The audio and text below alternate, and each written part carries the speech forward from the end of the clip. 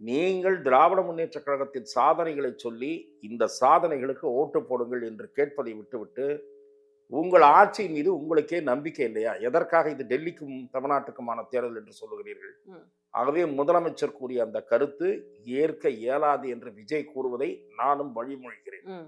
ஆனால் விஜய் இன்னொரு கருத்தை சொல்லுகிறார். ம். திராவிட முன்னேற்ற கழகத்திற்கும் தாவேகாவுக்கும் போட்டி என்கிறார் அல்லவா? ம். அதை கூட நான் ஏற்றுக்கொள்வேன். அது ஒரு மிகைப்படுத்தப்பட்ட கருத்தாக இருந்தாலும் தீய சக்தி திமுகவுக்கும் தூய சக்தி தாவேகாவுக்குமான போட்டி என்று அவர் தொடர்ந்து பேசுவது என்பது மக்கள் மத்தியிலே அதை கொண்டு போய் மனதிலே நிறுத்துகிற முயற்சி. ம். அந்த வகையிலே நான் அதை ஏற்றுக்கொள்வேன். ஆனால் இன்றைக்கு ஒருபடி மேலே தாண்டி இது விஜய்க்கும் ஸ்டாலினுக்குமான தேர்தல் என்று பேசுவது என்பது ஏற்றுக்கொள்ள இயலாதது.